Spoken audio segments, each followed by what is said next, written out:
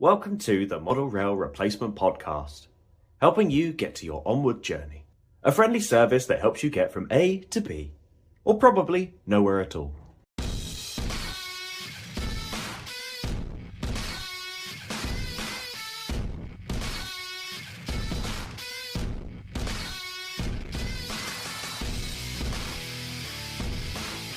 Hello and welcome to the Model Rail Replacement Podcast, or as we like to call it, MERP. This week we are being sponsored by JS Models. So, a little bit more to talk about that later. But for the time being, all I can tell you is that I am your host, James, and with me is co host and producer. Sam, good morning, everybody. How the devil are you, James? I'm not too bad. I'm not too bad. I've been out today and I've had a very large meal, so I'm not feeling like moving very much. But apart from that, it's all good. It's all good. Yourself? Yeah, I'm all right. I've that whole weather making you happy thing. That's a simplification of it, but it does work, right? I've been gardening, I've been doing bits out in the sun, and it definitely has helped. Even being in substations in my full boiler suit with the sun coming down on me, it's still been bliss. When I take it off and I've just got my arms out in the sun, I'm like, sunshine. So that definitely helps. Hobby wise though, James, there's been a lot of weathering, but not necessarily a lot of doing. I can't remember the last time I actually physically did something to the layout in terms of doing some It's scenics. curious. Actually, I thought about that today, when I was working on my layout, and I was like, "Oh, Sam used this product, and on his narrow gauge build that I haven't seen any progress on in several weeks." Yes, I know. So there is actually episode 4 is predominantly filmed and edited. I just need to film an intro and an outro. Work has been so busy that I've had to choose whether to do the podcast or do my narrow gauge series. And if I'm being really honest to anyone listening to this, I much prefer sitting and doing the podcast than I do filming the videos. It's the harsh fact of YouTubing versus podcasting. So there you go. There's something you probably never thought you'd hear me say. Um, so yeah, the narrow gauge does exist. In fact, it's actually got scatter terrain and a few trees on it, but I just haven't had the time to physically do anything on it. It's a case of either run some trains or go downstairs and sit and watch TV. Blimey. Well, there we are. Mine might get ahead of yours then. We shall see. I'm not too far from scenics myself. Oh, good. But so tell me, what have you been up to hobby wise? The narrow gauge. Been building up the scenery, all the hills, etc., for where everything's going to go around on the baseboard there. Added some plaster cloth today. It was the hobbycraft stuff. See, that's why I was thinking of your video because when we used the hobbycraft stuff, and you were like, "This stuff's not very good. It's rubbish. You should buy the better stuff." And I was just like using it, going, "I don't have a problem with this. I know some YouTubers have different opinions, but it seems to work fine for me." So that's where that thought process went.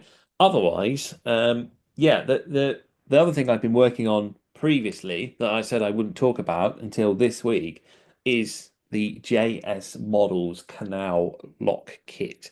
So I was very kindly sent this kit to review. There should hopefully be a video out today, but at time of recording, I still need to edit and put it together. So, but I'm very quick at editing. This is the point where I've now cursed my computer to break. But yeah, there should hopefully be a video out today. It, it so I was contacted by JS Models and asked if we could do a review of the kit, sort of have a go at building it and that. And so I was allowed to browse the website, take a pic of what I fancied. And I thought, well, do you know what? I want to do a Trans-Pennine route next to the canal. Quite like how it's set up around Diggle Junction sort of way because I really enjoy watching those Diggle Junction videos. If you haven't found that YouTube channel, go have a look at it because I really enjoy them. If you like modern image, railways of today, some great footage in there. But yeah, so that's basically the influence there. I thought, well, I'll have the canal lock then because then I can do a canal in front. And this kit is beefy, like proper. It's an MDF laser cut kit, and I've done a few laser kits before. Also, I've done the Pico Shed previously on the 009. I think I've done a couple of signal boxes, and they've sort of been very, very thin, probably 1 mil plywood kind of jobs. This thing, I mean, there's like I think six to 7 mil MDF for some of the parts. They're really heavy and chunky, but they're like cut so well. They lock together really nicely. So I've had a really enjoyed building it. And it's one of the best instruction sheets I think I've ever. I wrote back to Jonathan at JS Models, and I said, look, the instructions, they're like a Lego manual. Honestly, they're that sort of comprehensive and really detailed. It's almost impossible to muck up if you follow those instructions properly. You shouldn't have an issue with it. So yeah, that's what I've been working on and sort of been doing. And yeah, there'll be a video out today. And there's even better news because our listeners can win themselves a £75 gift voucher to spend at JS Models. How about that? That is phenomenal. You can indeed win the voucher. So what we are going to do, we're going to put a post up on Instagram. It'll be shared between us and JS Models. So do give them a follow. But all you have to do is go to the website, have a look, and then tell us in the comments what you'd buy with that voucher. So if you won the voucher, what would you buy? And then that's how you get entered into the draw. We will draw a name from the hat. If it's Steve, it's coincidence, okay? But and then yeah, we'll contact you after that to let you know how you can claim your prize. We're going to run this up until the end of the season. So I believe that's the last episode will be aired on. So that will be drawn on the 7th of April. So yeah, closing date will be the 31st of March, drawn on the 7th. And then we'll do the draw on the show, so you could be announced there. So yeah, get over to Instagram if you want to be in with a chance of winning. I know not all of you use Instagram, so we'll accept email entries as well. What's also quite interesting is announced today. Our friend at Rail Stuff, Adam, has also announced that he is working in partnership with JS Models as well. So it's good to see that JS Models are working their way into the podcasting world, so to speak. Indeed. How about that? That's very cool. So yeah, there we go. Yeah, definitely. There's some great models on them. The warehouses, and these things are huge. It's really big models, like proper and like lots of attention to detail. And yeah, I think they're great products, and not just because I just got sent one. It was a really enjoyable kit to build. It looks really good. Yeah, and I'd be pleased if I'd spent my money on it. Let's put it that way. It's also worth mentioning that I didn't get involved in the competition because I'm really bad at stuff like this, like especially documenting and filming me building something. Yes, yeah, you were asked if you wanted to build a kit, and we opted not to involve you, didn't we? It's probably for the best for everyone involved. If you need me to weather something, I'm on it. I'll do it quicker than James. But if you need me to build and document something, I'm really sorry. You're lost there. Yeah. So there you go. Yeah, anyone else that wants to promote, you know which one to contact regarding what product you want promoting. Cool. Talking of products, should we go on to the news, see what's been announced this week? Yes, please.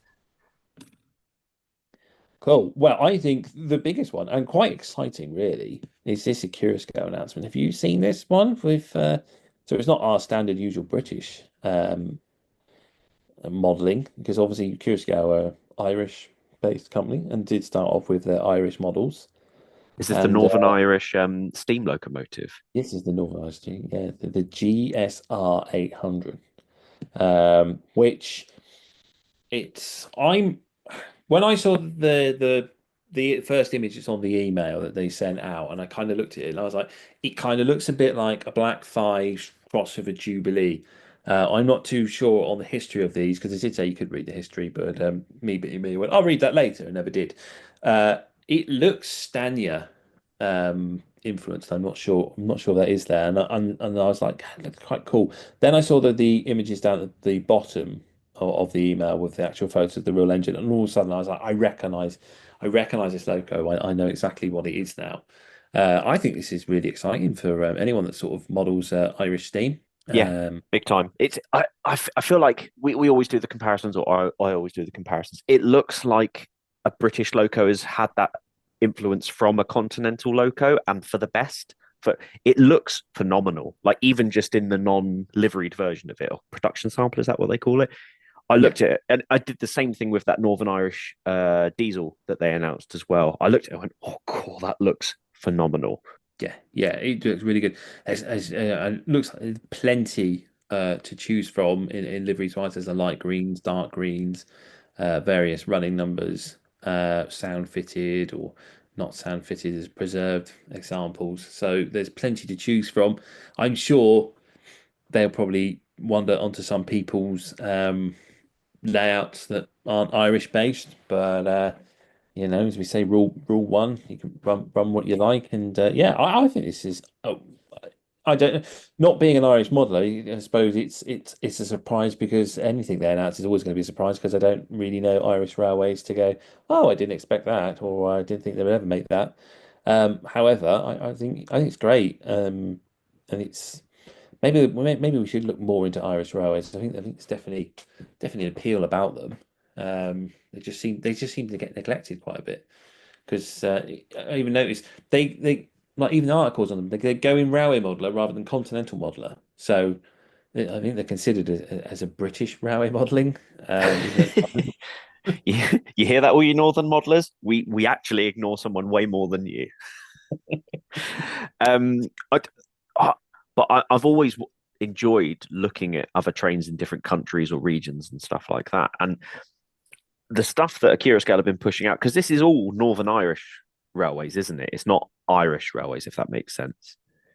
uh, I don't know I if that's don't. a. I think some of the stuff is Irish railways because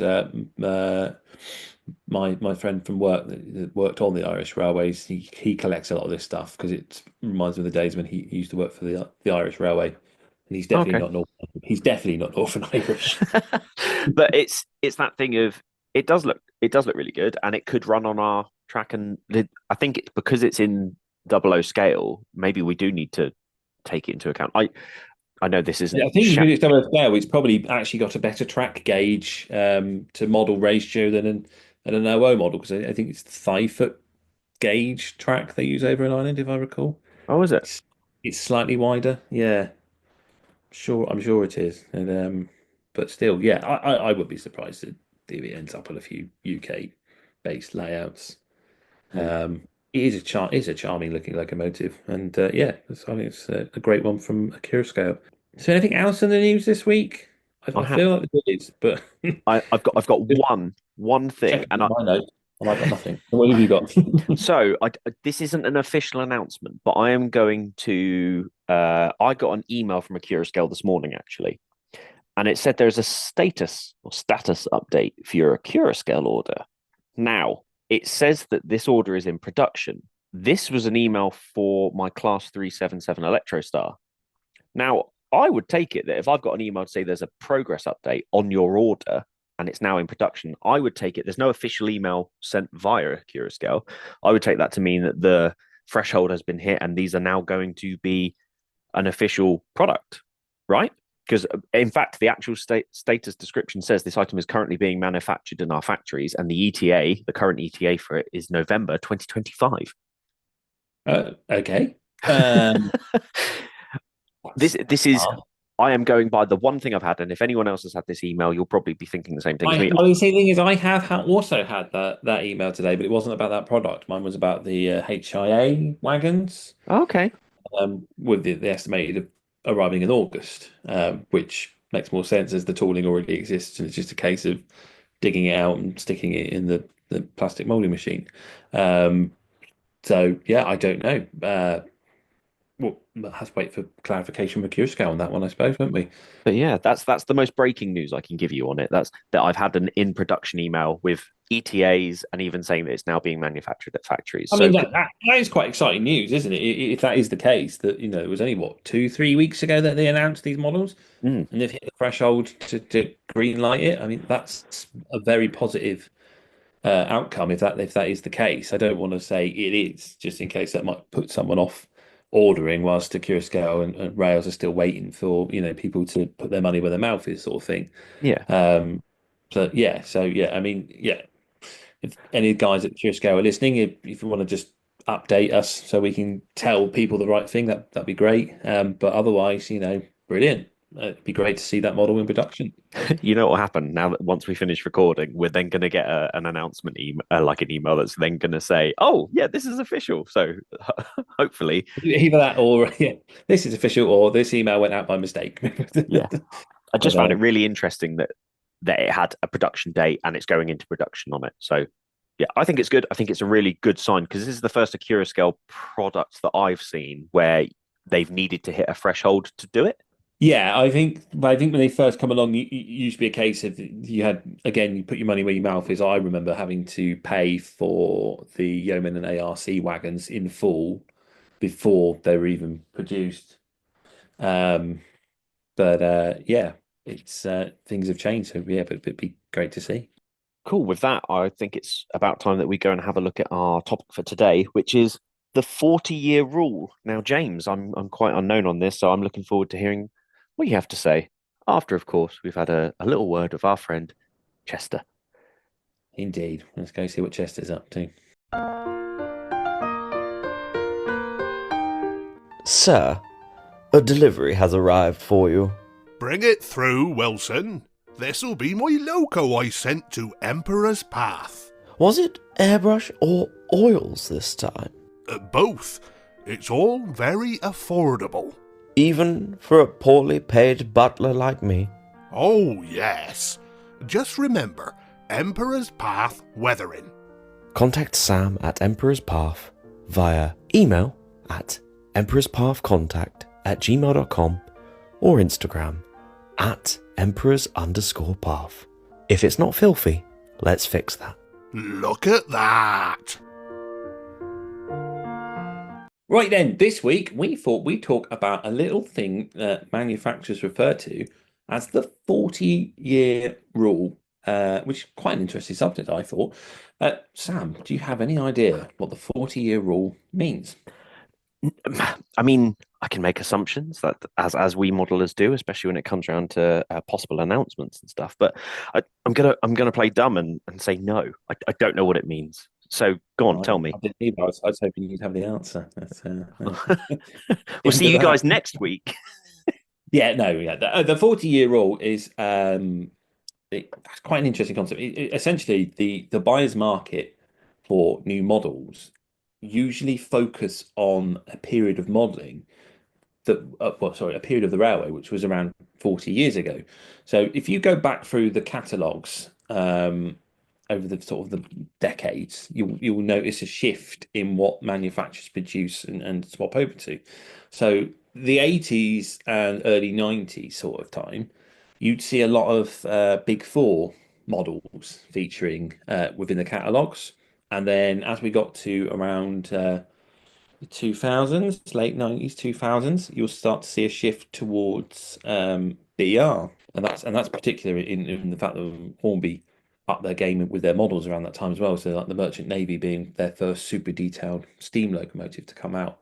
And then as you progress on, the more recently it's been BR Blue was quite popular back in the sort of 2010s era.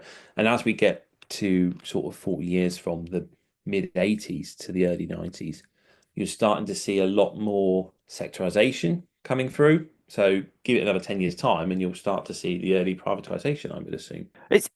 It's an interesting way of looking at it. And although there are someone will sit there and be like, well, actually, I think you'll find that recently this was released. I agree with what you're saying. And I feel like there is that sort of leeway on either side of it, because obviously we've just started to see some of the Southwest Trains livery stuff coming through, which is the beginning of privatization.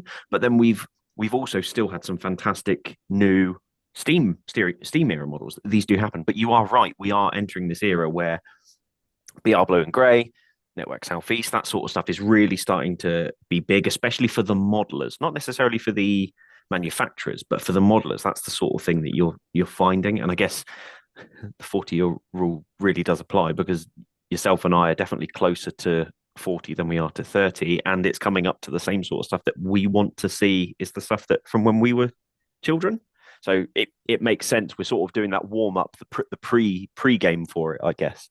But yeah, I think that's why you're seeing massive amounts of sellouts from the likes of the Akira Scale, the Bachmann, the Hornby, where they're starting to do sectorization. I think Network Southeast is generally considered the biggest of that sort of era. Would you agree? Yeah, so I think, I mean, again, this could be the southern bias of ourselves because that's where we grew up, but we all know that railway modelling is nostalgia modelling, and when it came to privatize, sorry, the subsectors of British Rail, the most, I think, dominant was probably Intercity, closely followed by Network Southeast. There was a lot put into that marketing campaign of making Network Southeast well known. It had a very distinct livery.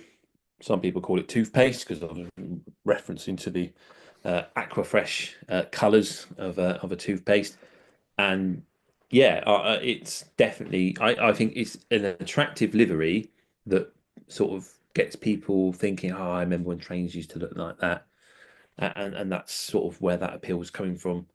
And obviously, as you say, we're getting close to that mark now where, Network Southeast has appeared and it's all of a sudden becoming more of an attractive thing to model.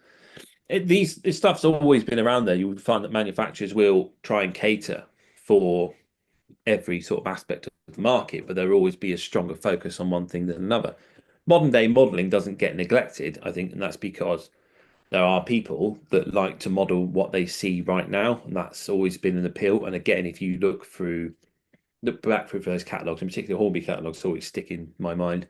When the Eurostar first appeared and the Channel Tunnel opened, all of a sudden we were flooded with train sets of Eurostars, Class 92s on container trains, and stuff like that, because that was relevant at the time.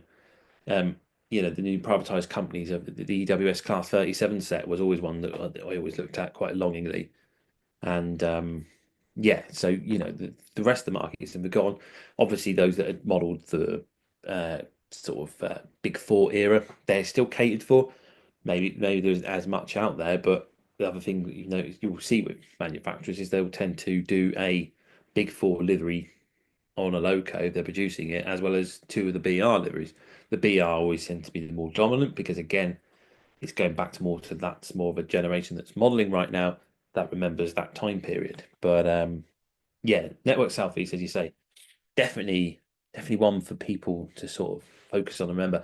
But I don't think regional railways should be neglected either. I think up north that's probably the one people remember up there. Again, it's probably because we didn't grow up there, we didn't live around there. But I'd imagine if you did and you saw those Class 37s with a couple of Mark IIs and regional railways, that's going to stick in your mind, and that's going to be the kind of train that you'd want to model right now. Yeah, and I think what's really interesting, I think this is from a design point of view, whether you're a graphic designer, painter, or something like that. And from me, I look at this from a painting point of view. Regional railways, Intercity, Executive, or Swallow, however you want to look at it, ScotRail, and Network Southeast. I'm probably missing one, so apologies if I am. But if you look at those four liveries, BR was so clever with how they did that, because lining wise, they predominantly all, whilst the colours are different and might look really different, if you lined all four coaches up, you would have the same sort of stop next colour, roughly about the same. I mean, Intercity, Swallow, and ScotRail is exactly the same bar. Instead of a red line, it's a blue line. Probably because they used door hinges, door handles, and stuff like that as their marker for where the next colour would start and finish. But they're really, really clever with, okay, so we know that this high up on a coach needs to be this particular branding. And I think those four brandings are really, really good for it.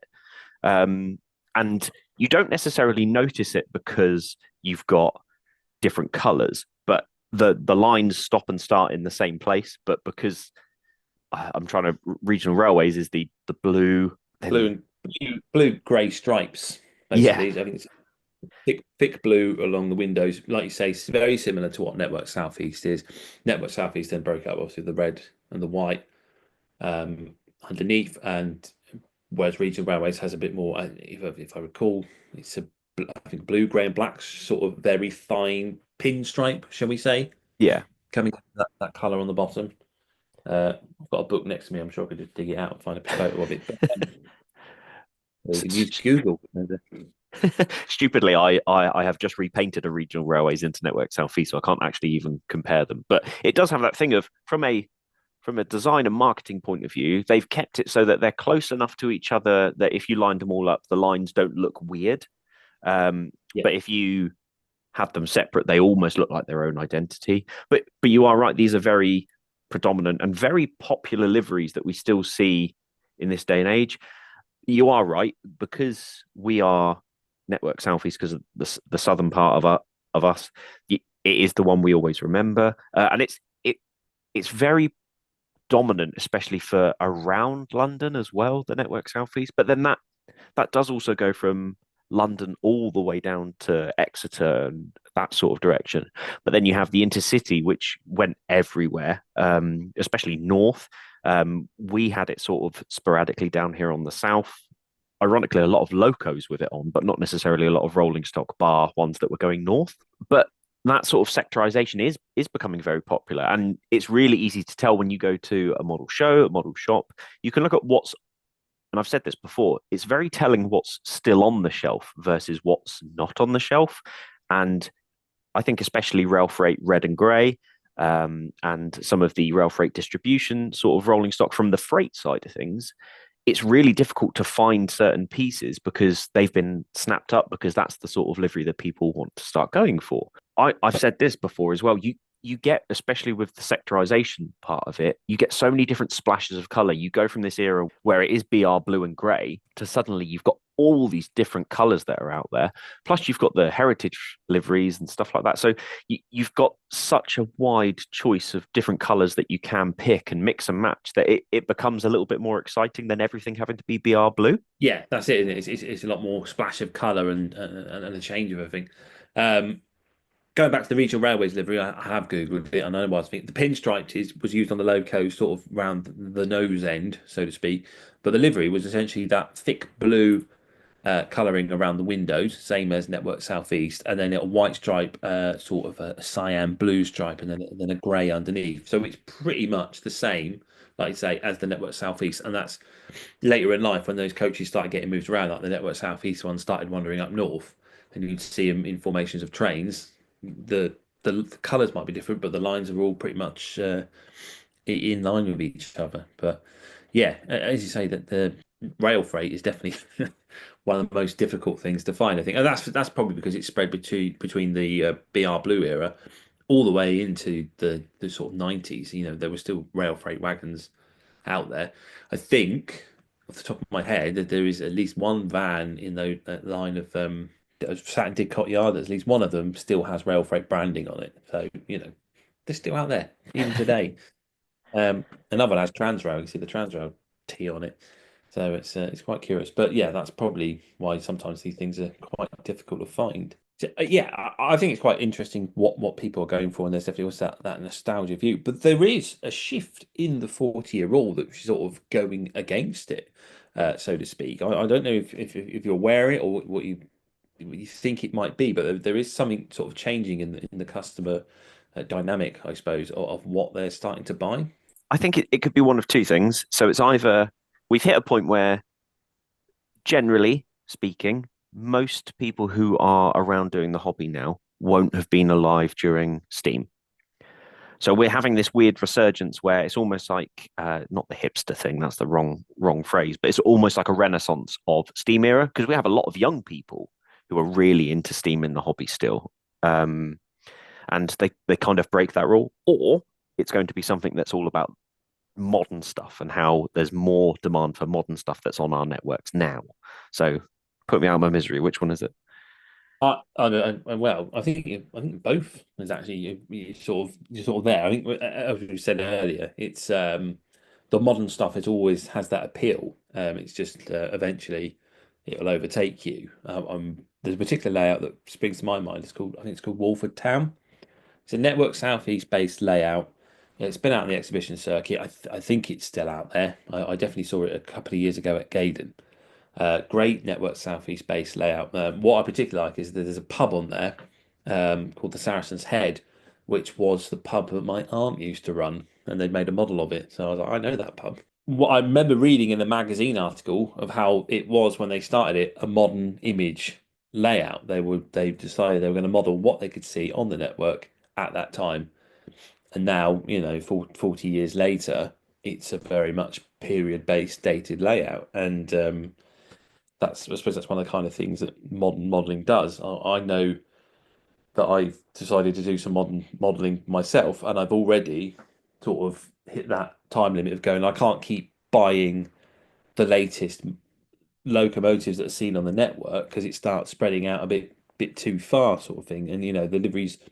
I mean, ROG seem to do this all the time at the moment. Every time a Curaçao do a Phoenix liveried loco, ROG go and repaint it. So they've you're sort of chasing your tail if you want to keep up with that, and that's maybe how people end up modeling certain things, and then maybe that's how the period modeling ends up becoming that way. But you're right, the Steam era it's this period two, and to some extent period one modeling that seems to have been a bit of a shift in the dynamic. And as you say, there is a lot of focus on Steam based modeling, even though it's from people that have never really seen a steam engine apart from preservation. And I have a theory of why that is, because if we said at the beginning, right, and I know I've done Network Southeast before, and I've decided I was going to do modern day, but again, Network Southeast has always been the focus because that's what I grew up with, that's what I like, and you're the same. You're Network Southeast. That's what you grew up. That's what you saw. That's what you like. But if you think about 40 years ago, what came on the television 40 years ago? We've come back round to it. You've hit the crux of it. And I think that's where some of this comes from. I think nostalgia is, it's not so much what you saw on the railway, but maybe what you enjoyed watching on the TV, and that's how your interest in railways came about, and that's why you're not interested in diesels. You're interested in steam engines because you used to watch, a certain blue tank engine on the television all the time, and that's my theory of why there's such a change in the market. And the other thing to look at is if you look at some of the models that manufacturers produce, there's certain types of models that would fit into a certain TV show, if you see what I mean. Yes, I remember you touching on this on a chat we had separately, but I think you're hitting the nail on the head with this. So explain it to our listeners at home. What is this theory that you've got? Well, I think that it's the Thomas modeler, isn't it? It's essentially that those that grew up on Thomas the Tank Engine now have this love for engines, a love for steam because they watched it, they saw it on the telly, and there's definitely a market which is quite happy to buy the real life basis because over the years, I know Hattons and Hellion did the Class 28. I think that was more based on at one point, Hattons had bought the remaining stock of the Hornby 00 Class 28. It seemed to be the only place you could get one, and it was sort of reminiscent of that. But we know that the Reverend Audrey's own Class 28 that became Boco was a Hornby 00 model that ended up in his layout. So it's a bit of a connection there. But otherwise, the J70 tram has appeared. We've got the Port of Par twins coming from Rapido. Their basis for Bill and Ben. Rails of Sheffield have done the 812 class, which is the basis for Donald and Douglas. Rapido have held no bones with, sorry, not Rapido, corrections, Curaçao, shall I say, held no bones with the fact that they've picked a certain GWR pannier tank with number, and then there's a one of a kind that comes out at the shows for display in what they describe as Sodor green. It's there's plenty of models out there that have been coming through, and you can see where the basis is and why it would be a particularly good seller on the market, because essentially it's the real life version of those engines that you used to love watching as a child on the television. Yeah, you've also got the Hunslet, is the Austerity Hunslet. You've got Daypole's 14XX. Like, I think you're right with it. I think it's come around to this thing of 40 years ago. Whilst 40 years ago we remember seeing diesels and stuff in real life, there was something else that was taking our attention, that was steam, and it definitely feels, and it's the same reason that probably when we were younger we preferred those steam locomotives to the diesels that were running around, or even the electric units. I held no qualms when we did our own interviews of each other. I held no qualms in saying that I initially was always a steam modeler, and it's only within the last few years that that nostalgia bug is hitting a different side of me, where I've wanted to do diesels and electrics. So yeah, I think you're very very right of it, and for the same reason that I've ordered two of those, and they're the two Great Western ones. Albeit I'm not going for the liveries that I think I would have done 20, 30, 40 years ago. I'm going for the BR black versions of it because that's what my palette likes now. But I think you are so right with it that, and that's not saying every Steam modeler does that either, but it definitely, I think, hits the nostalgia buttons that sometimes we go, that's the fix I need right now. Yeah. Oh, yeah, definitely. Yeah, you can't tie them on the same brush and say, well, it's all because you like Thomas that you all like these steam engines. There are lots of other period two locomotives that don't have a basis within the books, within the TV series, that just appeal to people, and that's probably coming down to the fact that your experience of steam is a preserved railway. What you see in a preserved railway is the really old stuff that's been looked after, lovingly cared and restored, and there's something quite charming about those Victorian built locomotives. And if you can get a model of it, why wouldn't you want a model of it? The P class, one springs. That's a bad example actually, because that's in the books. Obviously, it's Bluebell. I, th- I was going to suggest, well, the two most famous examples that we see over and over again that aren't diesels and electrics is Mallard and Flying Scotsman. And I was going to say, and they're not in the books, but Flying Scotsman obviously does appear in the books. Mallard is also in the Christopher Wardry book. Oh, Well. but that's not the mainstream part of it, shall we say? Like that, because I never had access to those books. You're very lucky that you've seen those books, and I think there are people out there who do have access to them. But for these locos, still were talked about when we were younger, like Flying Scotsman. I remember I've said, I think it was last week, I said that I spent a lot of my childhood in Pewsey, and I remember things didn't necessarily stop at Pewsey, but they'd certainly screamed through it. And I remember that was my first experience of HSTs, and a lot of the intercity liveries that I didn't see in Portsmouth I saw around there. And I remember going in Wootton Rivers. I remember going and parking, and my mum and dad took me specifically to go to this bridge where we saw Flying Scotsman go across. It was still, even back then, a famous loco, and it's one of the reasons I prefer Scotsman over Mallard, is because it was the one that I saw in real life, and it seems to be that's always the one I see in real life versus Mallard. You have to go to York. It's this place I found up north. Oh, that's the problem, though. It's north of the Watford Gap. You need your passport for that area of the world. Then you can find a real life Mallard. Yeah, I Just to clarify, I have been to York Museum and it is fantastic, but seeing it out in the real world, I've still never seen Mallard running around, whereas the Scotsman always seems to come down south. I think someone probably correct me. I think 1988 was probably the last time Mallard was steamed. I don't think she's ran since. And if what my lad tells me is true, apparently Scotsman has Mallard's boiler. I'm not sure where he let that fact from, but he told me it the other day. I was like, okay, who knows what's going on there? I'd love to see Mallard back on the rails, in her own steam. I don't think we ever will. Just don't think it'll ever happen. It's the same with City of Truro, isn't it? She last run, I think, back in 2012, and they said that was it. That she wouldn't be back on the rails again. And it's kind of disappointing that you won't see these historic, famous, fast engines out there again. But it's just the way it is. Evening Star's another one. I think that would have been magnificent to see on the line, but again, that rail won't allow it on the metals because it's got no flange on its centre wheel. So, but yeah, I mean, going back to that subject, I think one of my biggest problems with, and maybe I don't even know if they're the same, is like you say, you're a steam modeler, you're a diesel modeler. And I think I've said it before, I just like engines. And I think that's because I did grow up in a period where I did see the diesels out on the main line. I did see the electrics out on the main line. Saw the steam engines at the preserve railways, and I saw them on the television.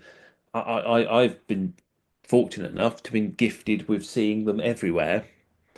And now as an adult, it's a dilemma because you're kind of like, well, I want to model this, but I want to model this, but I want to model this, but I want to model this. The like narrow gauge, I'm pretty certain that my love for narrow gauge has definitely come from reading the Sky Lowy stories. Yeah. And it wasn't seeing on the telly because they didn't come into Thomas until season 4, I think, which was probably like mid 90s. Mm. So I had only grown up with them with the books, but the books themselves taught me about narrow gauge railways, and I think that's where a deep love for narrow gauge came from, and why I love modelling narrow gauge railways nowadays. It does show that, and this is for the people who are sat there screaming that it's not all about Thomas. There are things that can influence, like my love of trains is completely 100% down to Thomas. But there are things about trains that I love now that Thomas has helped grow my enthusiasm for them, but it wasn't the start of it, if that makes sense. So I'm trying to sort of be devil's advocate and say that you can have both sides of it. I don't want anyone to think that we're just saying that the only reason you're into trains is because of Thomas. Oh yeah, no, definitely. It's more of come up in this sort of conversation because, as we say, the title of it is the 40-year rule, and the point being that when you previously looked at the 40-year rule, it always followed that pattern of what was on the network 40 years ago is what will sell best at this period of time if you're a manufacturer, because it's who the modeler is. They're at the right age, with the right disposable income, with the right space to build a model railway. So they've got all that factors in there. Usually, I know lifestyles have changed and people have children later in life now, so it's probably shifting a little bit more along towards sort of the 50-year sort of gap before you start having that a little bit more free time, because you're not constantly looking after the children. I know my modeling time has only increased in the last few years because my children have got older and have got that little bit more free time to do it, whereas before 5 years ago, and before I started probably building any layout in here, I mean, Fording Rid was probably my first proper layout that I got around to building. There wasn't really any time, because you had two very small children in the house that you have to look after, a lot of time, a lot of attention, and very exhausting. And in the evening, you're very tired and you don't really want to do any modelling. It's all those factors that come into it that have always been following that 40-year rule. But as we said, we're now getting to this point where things have started to change, and I've read it in magazines and articles where it's been suggested that this has changed, and it's not, and there is this increase in period 2. Essentially, that's my theory. Is well, let's have a look back 40 years ago. What would be about to suggest that your interest in railway modelling isn't based on what you saw outside, but came from a different source? And again, like we said, it could be Thomas, it could be Preserve Railways. If you live by a Preserve Railway and just saw steam engines going up and down it every day, if you're lucky enough to live by one of them, that's probably where your influence for railways came from.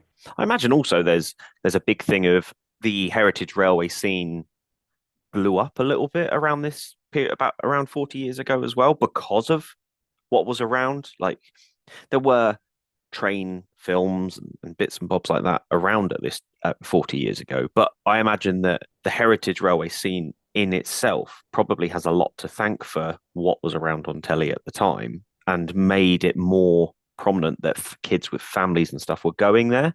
And now you've hit I'd be really intrigued to see if there's any particular stat that says this, but I imagine 40 years ago, big boom in heritage railways. And then over the last 20 years or so, it's possibly dipped and dived a little bit. And then I imagine, and this is pure speculation before anyone tells me that I'm completely wrong, because I am guessing this, but I wouldn't be surprised if there is another big boom of heritage railways.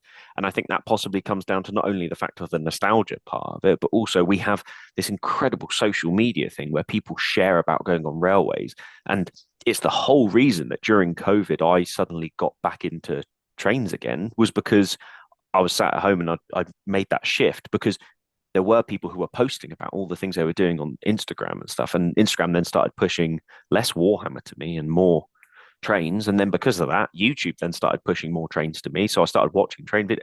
And it's that thing of, I think we genuinely, whilst there is the argument that social media can be evil, it can also be a really good thing in other aspects of we've said our hobby is massively dedicated and you have a lot to thank for because of social media.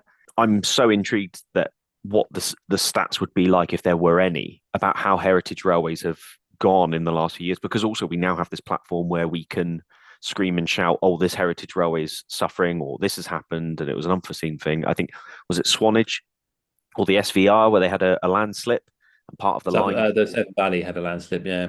And because of social media, they're able to scream and shout about it. But then because of social media, it means that news outlets are picking up on it as well, because they see that there's suddenly 50,000 40 and under people screaming and shouting about, let's try and help this railway because they've had this happen and X, Y, and Z. And I think that there's so many amalgamations of things that we're seeing this big boom in it now. But we do also have to look at what 40 years ago, all of these things, it's sort of... Yeah. Yeah, you know what I'm trying to say. I think, you're right. If you look back to around 40 years ago to what was happening in the heritage scene, the last locomotive sold out of Barry was in January 1990. So everything that had been there was 10 left after 1990 that they got moved somewhere else. They were so damaged that they probably thought they could never be restored. The very last one to be sold was a GWR 2800 class, which was back in May 2013. So as early as that is when things were still being saved essentially from Barry scrapyard. But it was from the period of around the 1960s up until 1990, and the late 70s, the 80s was definitely the boom of buying these locos and fixing them up, because all these heritage railways that have been started have now been propped up. They've got funds, they can afford to do this, and so there would have been that appeal. And I'm sure as a child around that age, you've got grandparents that know railways, that they'd probably like to take you to these heritage railways to see the engines that they remember traveling on when they were younger. And it's probably sort of that passed on nostalgia there of what they enjoyed, and they're showing you what they liked, and you've sort of subconsciously picked it up as a child, and that's where the love of steam has come from. And it's that you almost have that sort of, you are influenced by your elders, and if you are a parent, you've probably done this. You are, by listening to this by default, you must have been a child at some point. The views and opinions of your people who surround you when you're a child massively influence what you like. The influence of my childhood was dramatically Southern. However, my wife's father is Northern, and his influence is massive based on his father was a signalman, and his influence on what he loves is dramatically. And I can imagine if I had him around, maybe I wouldn't have had that Great Western inspiration that I have now, but I have that thing of what was around me when I was younger, a lot of Southern people, and I spent a lot of my childhood camping and holidays in the Western region, and that's why it influenced what I like. I mean, we used to go shopping at the outlets all the time, at the steam outlets. So you'd go and sit and have a McDonald's at lunch, and you had this massive GWR loco looking at, like, you were sat next to it, and that was a massive influence to me as a child. And my granddad was really, really big on, he loved the motorized and the mechanical part of trains, especially steam trains, and for that he was always keen on showing me how, like, the gears and the rods and stuff like that moved around. I'm trying to use really technical terms I don't actually know the real words for, but it's that thing of, he not only would he show me the mechanical part of seeing a steam engine and pushing it along, and you could see all of the wheels and stuff moving and all those mechanical bits that you didn't get with a diesel, but he also was really keen on showing me how the actual engine worked. He'd take the body off and he'd say, look, if you take this bit, which was the worm drive, you suddenly, instead of just sort of pushing the loco and the wheels don't turn, suddenly it turns. And he was really, as a mechanical side of it, he was really interested in showing me things like that. And that was probably why when I was younger, I had such a big interest in steam, because he was so keen to show me how it worked. No, that makes sense. Yeah, it definitely is an influence of parentage, isn't it, or grandparentage, of what you like. I imagine because your dad was into trains when you were younger, a lot of what your dad liked really influenced what you liked. Not 100%, and you're still your own person, but I imagine. Oh no, I completely rebelled. He's a London Midland fan. I went Great Western. I was always the black sheep of the family, and so they say. So weirdly, I can't imagine you being the black sheep. Yes, even with trains, I still rebelled. So definitely some things in there though. I remember when the Blue Pullman got announced, I was very excited about it because I knew my dad always wanted a Blue Pullman. I'd never seen a Blue Pullman in my life, which shouldn't really mean anything to me, but it did because I knew it meant something to him. So Mm. it was quite an exciting thing to let oh, there's a Blue Pullman coming, that sort of thing. So yeah, I suppose there is that, and again, that love for the Blue Pullman was because he had a video on the Blue Pullman that I used to watch all the time because I used to just watch all his videos. So watch all these videos on the LMS, the LNER, and on all the steam engines. And as I say, in particular the Blue Pullman one always sticks in my mind. That was always a fascinating video to watch, and just that iconic, blue train just passing through that beautiful countryside, and sort of the shots they'd taken out from the plane and that. That's definitely, you could definitely influence there. That's probably why I enjoy it so much. Why I really got excited when I knew the HST, when it'd been released from Eastleigh after it'd been painted, was going to be passing through my station. I was straight down there to go see it because I thought, wow, this would be wonderful to see a modern day version of it. So yeah, there is definitely that influence there from childhood, from if your parent, a parent like trains, you're probably going to be the same. Yeah, do you know what? I think it'd be interesting to see where things go with this because obviously, as we say, there's a bit of a shift in how people buy models. Maybe we'll end up in that sort of Rule One era of where you just buying anything to run in your layout now because you just don't care. I've seen a few YouTubers do it. It was one the other day. He was like, "I'm just gonna buy whatever. I don't care anymore." It's like fair enough. It's your layout. Run what you want. Again, yeah, as I say, I just look at pictures of trains in books and just go, well, that looks nice. I think I want to model that, but that probably could be more to do with my my own diagnosis than an influence of what I've grew up with. Who knows? But yeah, I think it's a fascinating little rule that the sort of the industry discovered, and the fact that it's sort of changing. It sort of adds an air of mystery of where things are to go. I think it's a really good rule in terms of it definitely applies to the two people sat here, but there is that outside reach, and I think it does come. I mean, I'm saying this as small brag. I finally got my Cali sleeper, and that's completely not only is it out of era, it's completely out of region for my layout, but it becomes that thing of I've seen that, I've ridden on that, and things like that, where you start looking at things where I probably wouldn't have had a heritage sort of rake on my layout if it wasn't for the fact I wanted something for the steam to run around with. But it's my nod to going up to the Watercress line where there's usually a BR green or a Southern green and then crimson and cream coaches like running around at my heritage line. And that's one of the reasons I've gone for that on my layout. So there's exceptions to the rule. I think that's the thing we're talking about at the end of this. But yeah, it's been a really good chat. Yeah, definitely. Oh, yeah. Definitely exceptions to the rule. Not everyone is going to be that 40-year rule. There's lots of variables in there. But as a generalisation, and as I say, I think it'd be interesting to see where it goes in the future.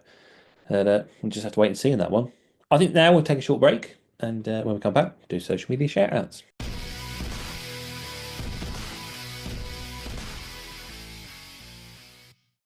Hello there, dear listener. We thought we'd just take a moment to talk to you about our Patreon. For the last few weeks, Sam has been putting out an advert impersonating David Attenborough, trying to entice you to give us your money. And you were right not to do it. But now we ask you from the bottom of our hearts to follow us on Patreon. If you do want to support us in what we do and you believe that what we do is good enough that you want a part of your money, you can find us on Patreon and you can start donating for as little as $1 a month. It's in dollars, it's in freedom credits, however you want to say it, but eventually it will just take the pounds from your bank account. And if you do want to support James and myself, head on over to Patreon. There's varying levels and tiers that you can do. And there's even a tier where I'll weather stuff for you and James gets the benefit of it. So why not support us on Patreon today? Indeed. And that way we can get new microphones so you can stop complaining that you can't hear us.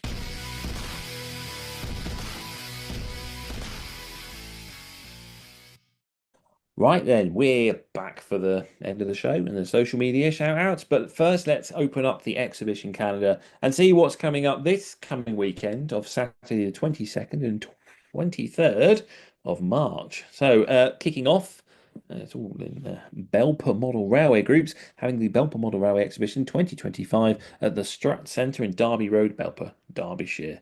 Bourneville Model Railway Club is having a European and narrow gauge model railway exhibition.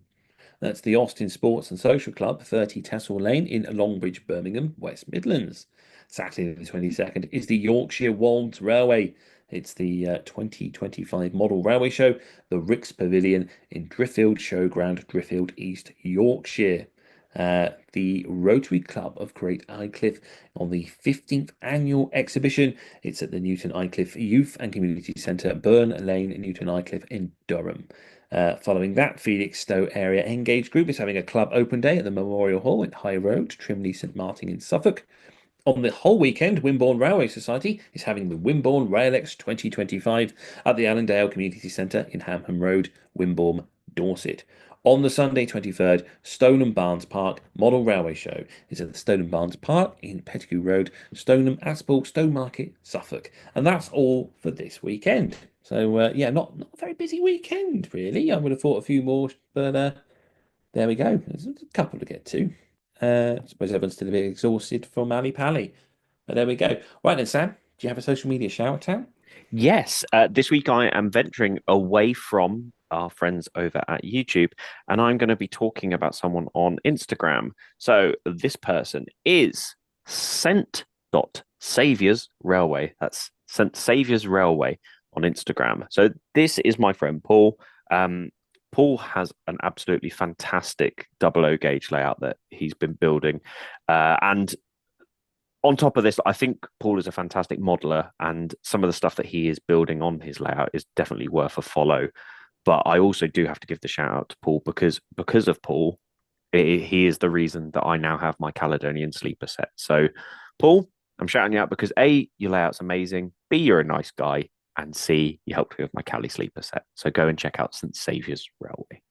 So he bought the shout out, did he? That's how it is. So did he had Pete from, or he did it for Pete from NSC Latchmere with I saw a class 101 and a 47 on a rake of NSE stock running on it the other day. That looked very good. It did, yeah. Yeah, that was quite cool. Cool. Right. Well, I suppose it's my turn to shout out then. And I am shouting out. And I don't think I've shouted them out before, but I got a feeling I might have. So apologies if it's the same shout out, but it's in my list as something I haven't shouted out. Westfield Model Railway. So this is on YouTube. It's a Westfield. It's a Great Western model railway. Surprise, surprise there. It's a model railway designed to allow mainly Great Western locomotives and trains to run in a visually pleasing setting. It was originally an N-gauge branch line terminus station built in the 1980s, but has now been upgraded to a 00 gauge layout, with including a 12-road fiddle yard. So there's plenty of action on these videos. They are, again, they're not how I built the layout. They are just running session videos. I've got a lot of them to shout out. They're just quite enjoyable. Sometimes just sit there and watch a nice little running session. So that's mine, Westfield Model Railway, the Great Western Railway. So yeah, get yourself over to that one. I think that's it for the show then, Sam. It's just a case of shouting out how people can find you.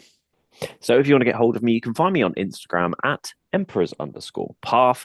Alternatively, you can find sporadic and really, really far apart YouTube videos on YouTube at Emperor's Path. James, how can they get hold of you? Well, I have been absolutely flying those videos out on my YouTube, so it's a much more consistent channel. And you can find it as Western Signalman. You can also find me on Instagram as Western Signalman. Don't forget that we are on Instagram as the Model Rail Replacement Podcast. I know we spoke about doing a YouTube channel. We are still looking into doing that, so that should hopefully happen in the future, but it's not there yet. Remember, if you want to email us, it's Model Rail RP, that's Romeo Papa, at outlook.com. And don't forget that you can win the £75 JS Models voucher simply by going to the website, having a look, deciding what you'd spend that money on, and then putting on our Instagram post, the JS Models post, we're going to share the post, what you would buy with that voucher if you were to win it. So that's how you get into the competition to win it. As we say, the closing date will be the 31st of March, drawn on the 7th of April. So yeah, and if you want to enter by email entry, then you will have to email us and you'll be put into the draw that way. Apart from that, then, all I can say is hopefully we've been entertaining, informative, and have replaced your model railway, if only just for a little bit. I've been James, and with me has been Sam. Thanks for listening. This service terminates here. Please ensure you take all of your personal belongings with you.